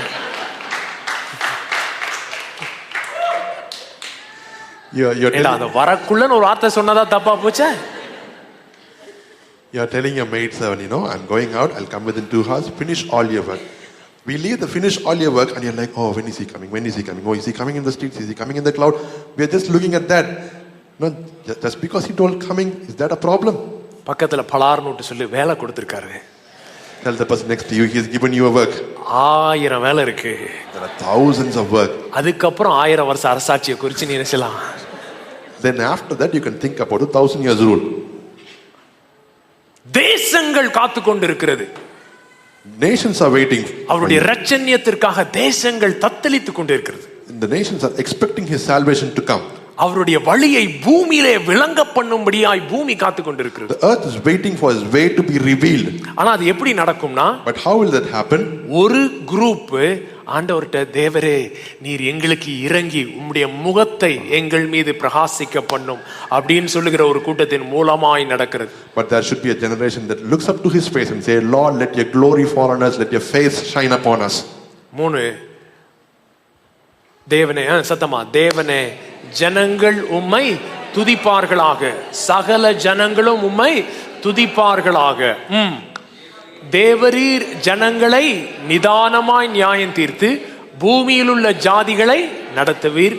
ஆதலால் ஜாதிகள் சந்தோஷித்து கம்பீரத்தோடு மகிழ கடவர்கள். Let the people praise you, O God. Let all the people praise you. Oh, let the nations be glad and sing for joy, for you shall judge the people righteously and govern the nations on earth. See, let the nations be glad and sing for joy, for you shall judge. சொல்லுங்க, nations will be glad for he shall judge. தேசங்கள் சந்தோஷமா இருக்கும் எப்போ அவர் பூமியை நியாயம் தீர்க்கும் போது. The nation shall be glad for you shall judge. அவருடைய நியாய தீர்ப்பு நிமித்தமாய் தேசங்கள் சந்தோஷமா இருக்கும். இன்னைக்கு நம்ம ஆட்கள் போய் என்ன சொல்றாங்க, ஜப்பானை தேவன் நியாயம் தீர்க்கிறார் அப்படின்னா ஜப்பான்லாம் கிடுகிடுன்னு. But now people are saying God is about to judge Japan and all their knees start to tremble. ஜப்பானை தேவன் நியாயம் தீர்க்கிறார்னா ஜப்பான் மகிழணுமா, களி கூறணுமா, அப்பா நமக்கு கடைசியில விடிவெளி வந்துருச்சுடா, தேவன் எல்லாத்தையும் சரி செய்ய போறாரு, every wrong will be made right அப்படின்னு சொல்லி ஜனங்கள்லாம் கொண்டாடுவாங்கலாம். ஏனென்றால் தேவன் அந்த தேசத்தை என்ன செய்யறாராம், நியாயம் தீர்க்கிறதுனால. When God is about to judge a nation shall rejoice because they are going to see the salvation of the Lord there.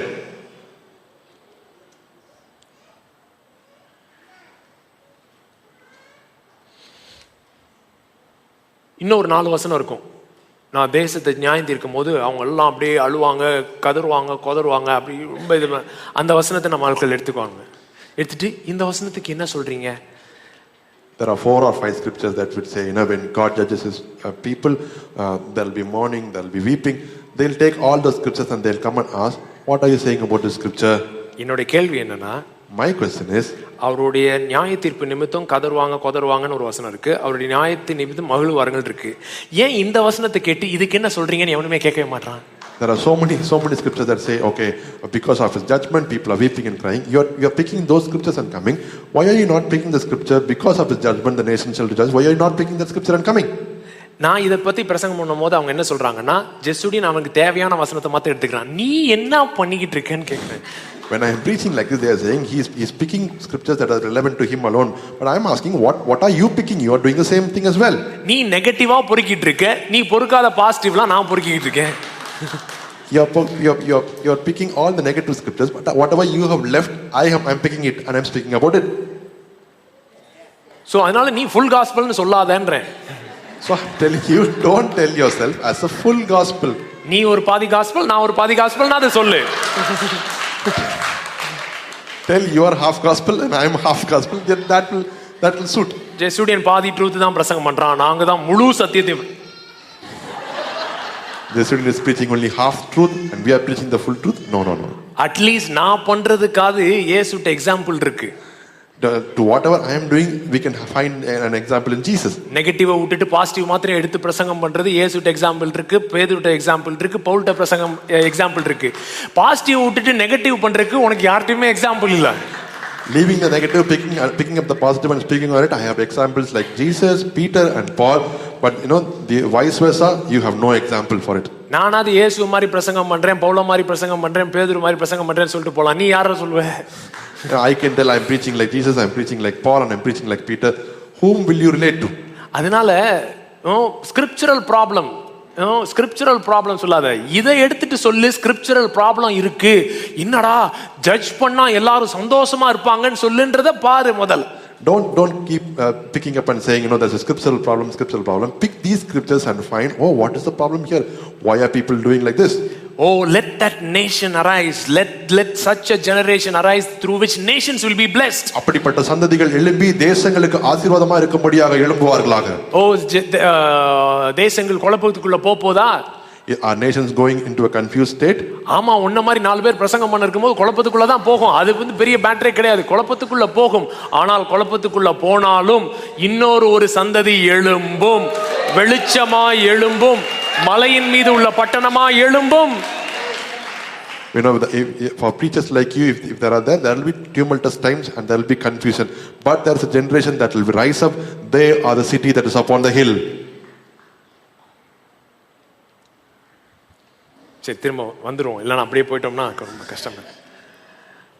அடுத்து, தேவனே ஜனங்கள் உம்மை துதிப்பார்களாக, சகல ஜனங்களும் உம்மை துதிப்பார்களாக. பூமி தன் பலனை தரும், தேவனாகிய எங்கள் தேவனே எங்களை ஆசீர்வதிப்பார். Let the people praise you, O God. Let all people praise you. Then the earth shall yield her increase. God, our own God, shall bless us. நேற்று ஜாந்தர் அங்கிள் வந்து ஒரு டெஸ்டிமனி சொல்லிட்டு இருந்தாங்க, கெனத் கோப்லாண்டோட டெஸ்டிமனி. Yesterday, John the uncle was sharing a testimony of Kenneth Copeland. ஒரு டைமில் வந்து அவர் நிறையா ஏதோ டெலிவிஷனுக்கு பே பண்ண வேண்டியதுக்காக ஏதோ ஏகப்பட்ட $1,000,000. So he was supposed to pay a huge sum of $1 million to a television company. அப்போ டைட்டாக இருந்தனால அவர் வந்து சரி ஒரு ஃபேமிலி ப்ராப்பர்ட்டியை விற்றுட்டு கொடுத்துடலாம் அப்படின்னு சொல்லி புரோக்கர் எல்லாம் கூப்பிட்டுருந்தாங்களாம் ஒரு லேண்டை விற்கிறக்காக. So the financial situation was very tight. So he was like, okay, let's sell one of our family property and pay the bills. அந்த லேண்ட் வந்து அவரோட ஒய்ஃப் குளோரியா கோப்லாண்டோட அப்பாவோ தாத்தாவோ கொடுத்த property. So that property belonged to his wife Gloria's father or grandfather. So அதனால இவங்க புரோக்கர்லாம் கூப்பிட்டுட்டு இவர் போய் கேட்டாராம், சரி ஒய்ஃப் கேட்டுட்டு விற்போம், நான் இது விற்கலான் இருக்கேன், டைட்டாக இருக்கு, நீ ஜோம் பண்ணு என்னன்னு ஃபீல் பண்ணுறேன்னு சொல்லுன்னு. So he has invited all the brokers. In the meanwhile, he is going and talking to his wife saying, I'm planning to sell this land. You pray and tell what is in your heart. Gloria சொல்லிச்சான், இல்லை விற்காதீங்க. Gloria told, don't sell the land. ஆண்டவர் அற்புதம் செய்வார், ஆனால் இந்த லேண்டை விற்க வேணாம். God will do a miraculous thing, but you don't sell the land. So இவர் போய் புரோக்கர்லாம் போங்கன்ட்டாரான். So he told the brokers, okay, leave this place.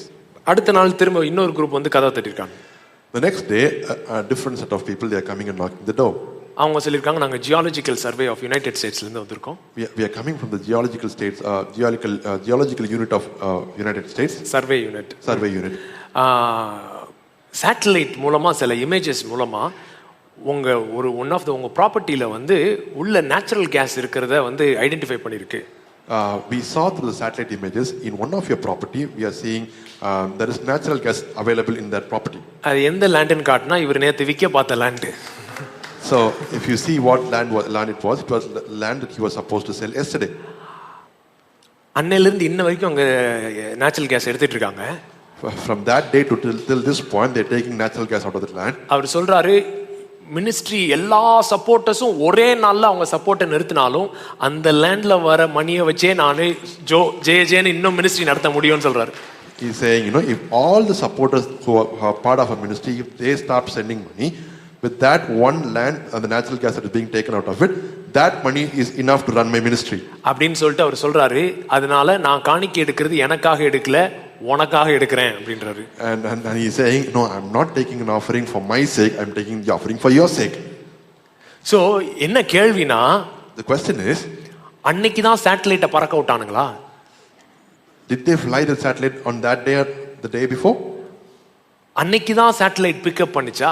Only on that day did the satellite pick the image up? அன்னைக்கு தான் என்னன்னா, ஒரு ஜனம் அவரை நோக்கி பார்க்கும் பொழுது பூமி தன் பலனை தரும்.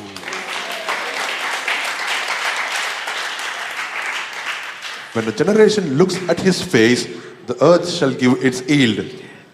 நம்ம மக்கள்லாம் சொல்லிட்டு இருக்கானுங்க, வந்து பூமியில ரிசோர்சஸ் கம்மியாயிட்டே வருது, கிளைமேட் சேஞ்ச் வருது, இந்த சேஞ்ச் வந்துருச்சு, இனிமேல் இங்க வாழ முடியாது, ரொம்ப சூடாயிருச்சு, ரொம்ப கூலாயிருச்சு, ரொம்ப ரிலாக்ஸ். இந்த சந்ததி எந்திரிக்கும் போது பூமி அதன் பலனை தரும். We hear people saying, the climatic conditions are changing, it's becoming too hot, the glaciers are melting. When this generation who seeks his face, when they rise up, all these things will be brought back to normal. பூமி தன் பலனை தரும். The earth shall give its yield. See, மரணம் என்பது ஆண்டவருடைய சித்தம் அல்ல. You should know death is not the will of God. கரெக்ட்டுங்களா? Is it right? So எத்தனை பேர் செத்துருக்காங்க? So many people have died. எத்தனை பேர் உயிரோட இருக்கோம்? How many people are living now பூமியில? on the earth? 7 பில்லியன் மக்கள், இல்ல 7 பில்லியன் மக்கள் இப்போ உயிரோட இருந்துகிட்டு இருக்கோம். 7 billion people are living now. எத்தனை பேர் செத்துருப்பானுங்க? How many people have died? எத்தனை பேர் அபார்ட் பண்ணிருக்காங்க? How many people have aborted babies? So யாருமே சாகாம யாருமே அபார்ட் பண்ணாம இருந்திருந்தா இந்நேரம் பூமியோட பாப்புலேஷன் எப்படி இருந்திருக்கும்? So if people have not died and if people have not aborted, what would have been the population of the earth? ஐயோ, பூமி விளங்காம போயிருக்கும். இல்லை. You're thinking, the earth cannot hold it. But no, that's not the case. இல்லை. That's not the case. அந்த சந்ததி எழும்பும்போது பூமி தன் பலனை தரும். When that generation rises up, the earth shall give its yield. Earth will yield. பூமி தன் பலனை தரும். So நான் என்ன சொல்றேன்னா, இப்ப டேவிட் ஒய்டோப்போவோட சாட்சியை சொல்லி எப்பயோ நடந்த ஒரு சாட்சியை சொல்லும் பொழுது அந்த அம்மா தான் பிரெக்னன்சிக்கு ரிசீவ் பண்ண மாதிரி என்னைக்கோ நடந்த கோப்லாண்ட் லேண்ட் சாட்சி நான் இன்னைக்கு சொல்லியிருக்கேன்.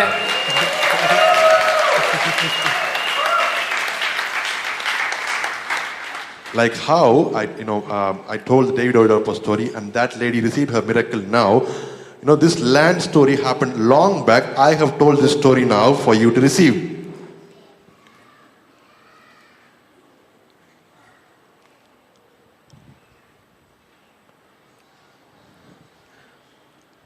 லேண்ட் இருக்கிறவங்க எவ்வளோ இருக்குலாம் பரவாயில்ல, லேண்ட் இருக்கிறவங்க எல்லாம் கை தூக்குங்க.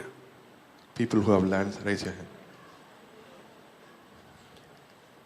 In the name of Jesus, இயேசுவின் நாமத்திலே let the earth yield its increase. பூமியானது தன் பலனை தருவதாக.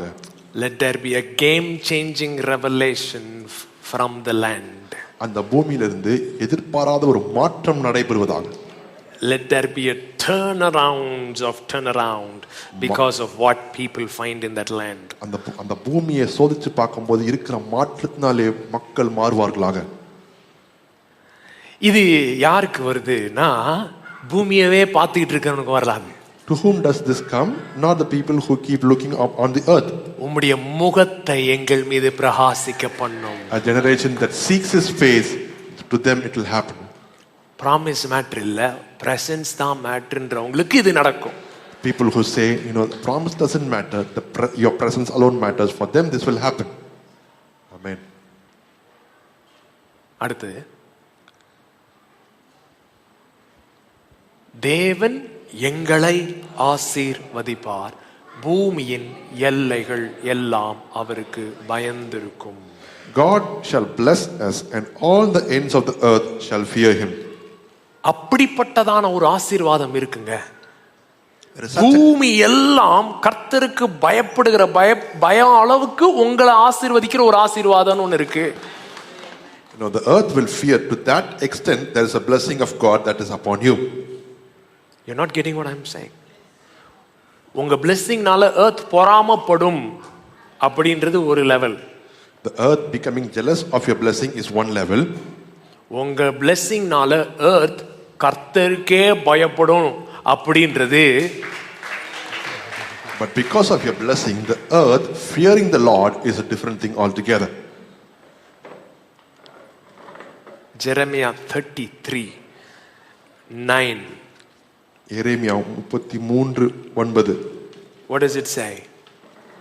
நான் அவர்களுக்கு, சத்தமா எல்லாம் படிங்க, நான் அவர்களுக்கு செய்யும் நன்மை எல்லாம் கேட்க போகிற பூமியின் எல்லா ஜாதிகளுக்கு முன்பாக அது எனக்கு மகிழ்ச்சியான கீர்த்தியாயும் புகழ்ச்சியாயும் மகிமையாயும் இருக்கும். அதான் மெகாலியோடெஸ், மகிமையாயும் இருக்கும்.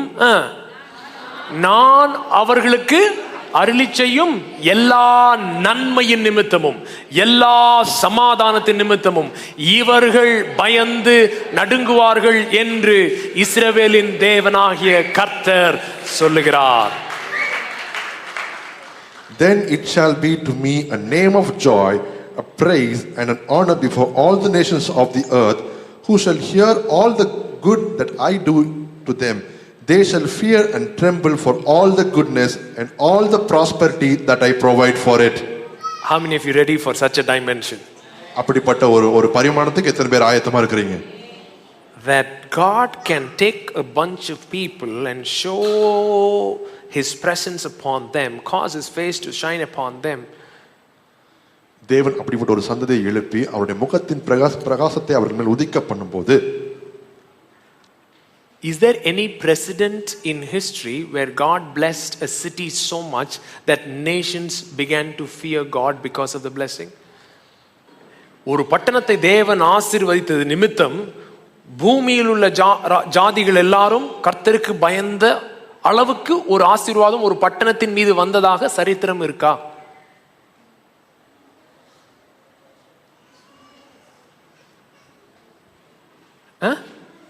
சாலமன் காலத்துல அது நடந்தது. During the days of Solomon, it happened.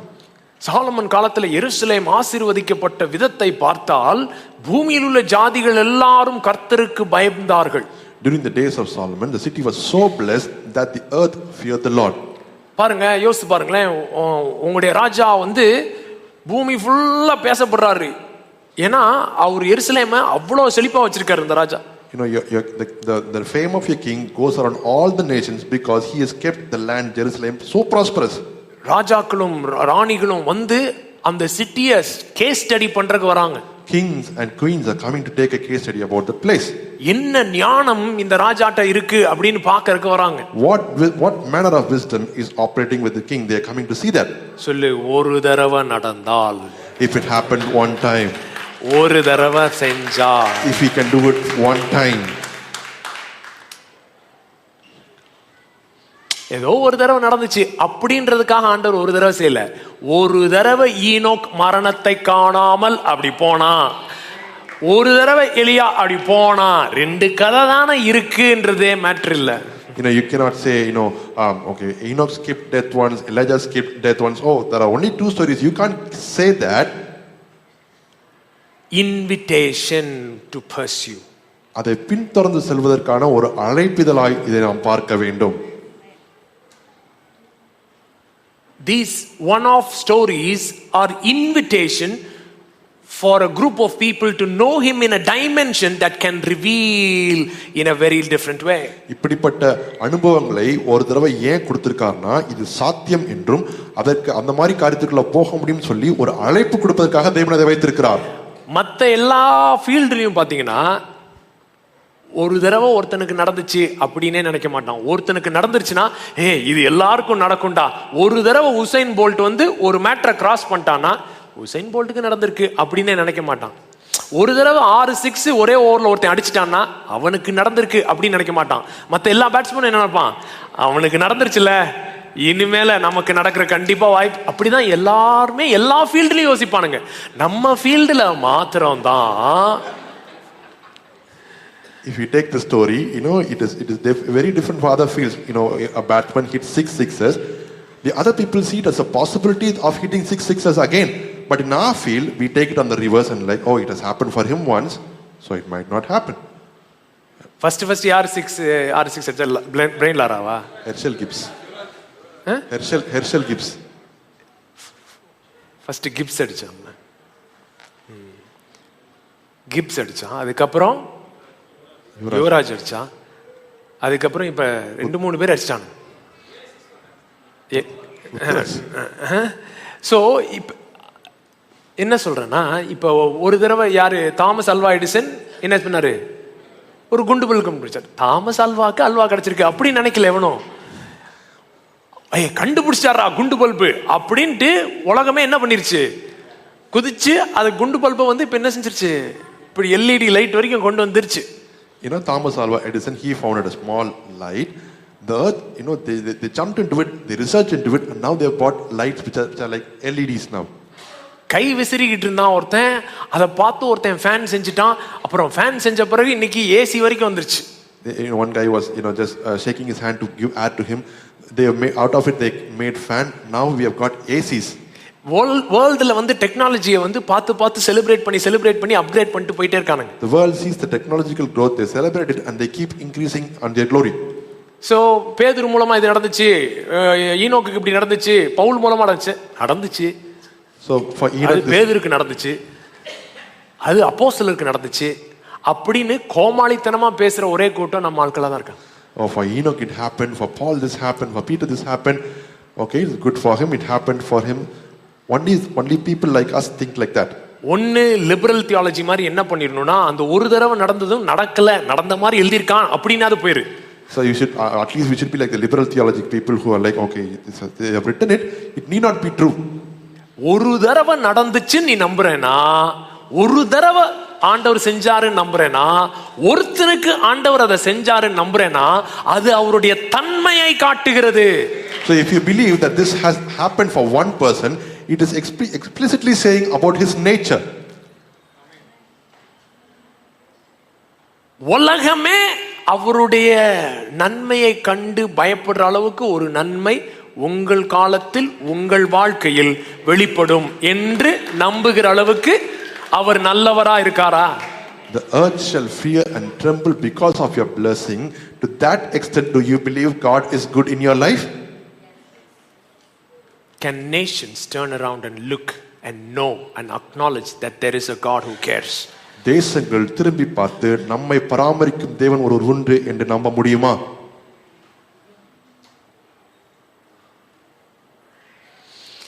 இது யாருக்கு செய்றா? To whom he does that? 6ஆம் வசனம், இதோ நான் அவர்களுக்கு சௌக்கியமும் ஆரோக்கியமும் வரப்பண்ணி அவர்களை குணமாக்கி அவர்களுக்கு. ஏன்னா இப்படிப்பட்ட நன்மை உங்க வாழ்க்கையில வரும் அப்படின்னு நான் சொன்ன உடனேவே உங்களால ஆமைன்னே சொல்ல முடியல. ஏன்னா உள்ள இருந்து ஒரு வாய்ஸ் கேக்குது, தம்பி உன் வாழ்க்கை உனக்கு தான் தெரியும். When I'm saying such manifest blessings will happen to you, you are not able to receive it because your inner voice is saying, you know about your life where it is currently. உலகமே பார்த்து பயப்படுற அளவுக்கு நன்மை இல்ல, உன்கிட்ட என்னதான் இருக்குது? உலகம் பார்க்காத இருக்கிற வரைக்கும் சந்தோஷம் தான் உன் வாழ்க்கை. இப்படி எல்லாம் வாய்ஸ் வருது. As long as the earth does not see you, you can be happy. If they see you, they can't celebrate you. To that level, the voice is running inside your heart. எப்படிப்பட்ட மக்களுக்கு இந்த வார்த்தை வந்ததுன்னு பாருங்க. இதோ நான் அவர்களுக்கு சௌக்கியமும் ஆரோக்கியமும் வர பண்ணி. அப்படின்னா அவங்களுக்கு என்ன தேவைப்பட்டது? சௌக்கியம் ஆரோக்கியம் தேவைப்பட்டது. சிக்கா இருந்தாங்க, புரோக்கனா இருந்தாங்க.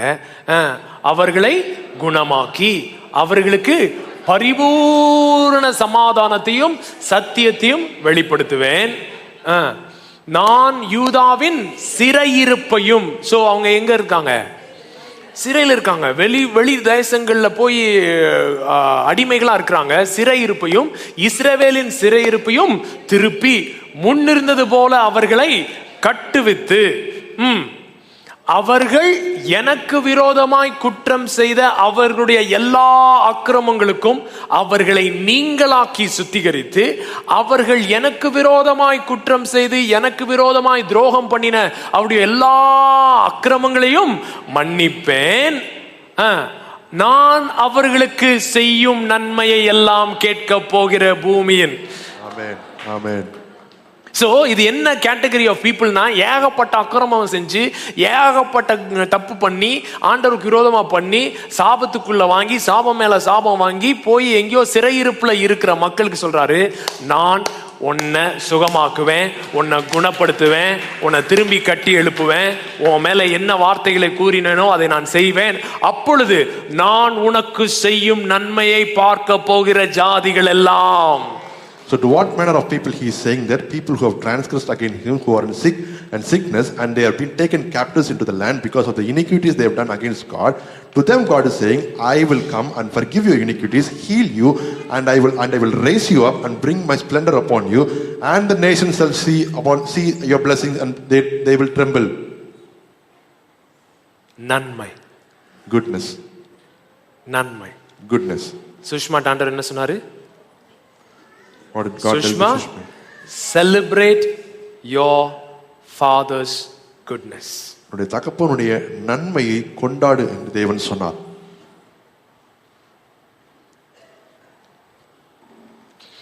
31:11. 31:11. Jeremiah 31:11.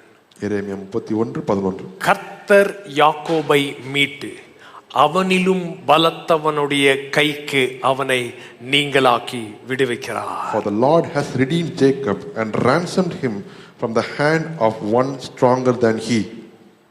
என்ன காட்டிலும் ஒரு பலவான் கையில மாட்டிக்கிட்டு இருக்கேன், எப்படி வெளியே வர முடியல, வெளியே வர போறேனே எனக்கு தெரியல அப்படின்றவங்கள்ட்ட எல்லாம் ஆண்டவர் சொல்றாரு, உன்னை விட பலத்தவனுடைய கையிலிருந்து உன்னை மீட்டெடுக்கிற கர்த்தர் யாக்கோபின் தேவன் அவர். You might be thinking, I am caught under a strong man, I do not know how to come out of it, but God is saying, I am stronger than the strong man and I will take you out of it and redeem you. Verse 12. அவர்கள் வந்து சீயோனின் உச்சியிலே கெம்பீரித்து கர்த்தர் அருளும் கோதுமை, திராட்சரசம், எண்ணெய், ஆட்டுக்குட்டிகள், கன்றுக்குட்டிகள் என்பவைகளாகிய இந்த நன்மைகளுக்கு ஓடி வருவார்கள். Therefore they shall come and sing in the heights of Zion, streaming to the goodness of the Lord, for wheat and new wine and oil, for the young of the flock and the herd. Their soul shall be like a well-watered garden. Prosperity gospel பேசுறாங்க. இது தருவாரு, அது தருவாரு, இது தருவாரு, இது தருவாரு, இப்படியே பேசிட்டு இருக்காங்க. எங்க இருக்கு பைபிள்ல? காருன்னு இருக்காது, ஆட்டுக்குட்டின்னு இருக்கும், கண்ணுக்குட்டி இருக்கும். அன்னைக்கு கார் அதுதான். People are saying, no, they are taking, but they are preaching prosperity gospel. Prosperity gospel. Where do they find scriptures for that? Here it is written. On those days they had only goats and calves. இங்க பாருங்க, பக்கத்துல பாத்துங்க, கோதுமை, திராட்சரசம், எண்ணெய், ஆட்டுக்குட்டிகள், கன்றுக்குட்டிகள் என்பவைகளாகிய இந்த நன்மைகளுக்காக ஓடி வருவார்கள். The goodness streaming to the goodness of the Lord, which is wheat and wine and oil and the young of the flock of herds. லிட்டரலாவே இந்த காரியங்களை சில ஆட்களுக்கு ஆண்டவர் தர போறாரு.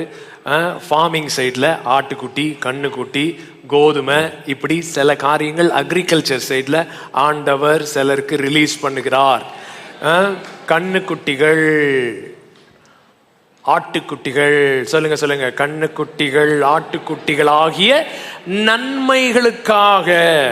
Literally God is going to do and give you in the areas of farming and agriculture, he's going to give you lands that give you wheat and he's going to give you goats, herds of goats and cows. அவர்களுடைய ஆத்துமா நீர்ப்பாய்ச்சலான தோட்டம் போல் இருக்கும், அவர்கள் இனி தொய்ந்து போவதில்லை. Their souls shall be like a well-watered garden and they shall sorrow no more at all. அடுத்த வசனம், அப்பொழுது கன்னிகைகளும் வாலிபரும் முதியோரும் கூட ஆனந்த களிப்பாய் மகிழ்வார்கள். நான் அவர்கள் துக்கத்தை சந்தோஷமாக மாற்றி அவர்களை தேற்றி, அவர்கள் சஞ்சலம் நீங்க அவர்களை சந்தோஷப்படுத்துவேன். திரும்ப சத்தமா படிங்க. அப்பொழுது கன்னிகைகளும் வாலிபரும் முதியோரும் கூட ஆனந்த களிப்பாய் மகிழ்வார்கள். நான் அவர்கள் துக்கத்தை சந்தோஷமாக மாற்றி அவர்களை தேற்றி, அவர்கள் சஞ்சலம் நீங்க அவர்களை சந்தோஷப்படுத்துவேன். எத்தனை பேர் நம்புறீங்க? சஞ்சலம் நீங்க சந்தோஷப்படுத்துவார், சஞ்சலம் நீங்க சந்தோஷப்படுத்துவார். Then shall the virgins rejoice in the dance, and the young men and the old together, for I will turn their mourning to joy, will comfort them and make them rejoice rather than sorrow. சஞ்சலம் நீங்க சந்தோஷப்படுத்துவார். ஆசாரியர்களின் ஆத்துமாவை கொழுமையானவைகளினால் பூரிப்பாக்குவேன். என் ஜனங்கள் நான் அளிக்கும் நன்மையினால் திருப்தியாவார்கள். என் ஜனங்கள் நான் அளிக்கும் நன்மையினால் திருப்தியாவார்கள். என் ஜனங்கள் நான் அளிக்கும் நன்மையினால் திருப்தியாவார்கள். My priest will be satiated with the fatness. The word there is fatness. அங்க உள்ள வார்த்தை கொழுமை.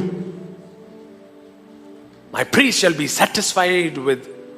Then first வந்து கூட்டம் எந்த நன்மைக்காக ஓடி வராங்களாம்? கோதுமை, திராட்சரசம், எண்ணெய், ஆட்டுக்குட்டி என்ற நன்மைகளுக்காக ஓடி வருவார்கள். ஆனா அடுத்த லெவல் ஒரு நன்மை இருக்கு. என் நன்மையினால் திருப்தியாவார்கள். First the people are running for the blessings of wheat, oil, the herd of flocks. To that blessing they are coming. But there is another level of blessing that God is promising. It is His goodness. Let's all stand. எழுந்திருக்கலாம்.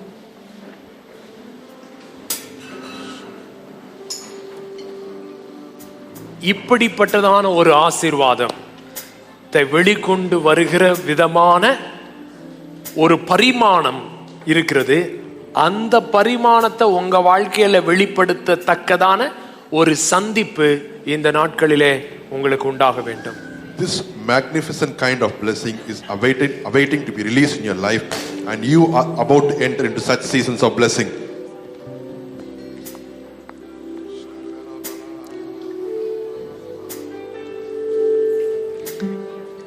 இதுல கூறப்பட்டிருக்கிற ஒவ்வொரு ஆசீர்வாதமும் எல்லா ஆசீர்வாதங்களும் ஃபுல்னஸ்ல ஒரு சந்ததியில நிறைவேறியே ஆக வேண்டும். All the blessings that is written upon this book shall be made manifest in fullness on one generation. If it is not, then it is not worth believing this book. அப்படி இல்லனா இந்த புக்கை நம்புறதுக்கு இது தகுதி இல்ல.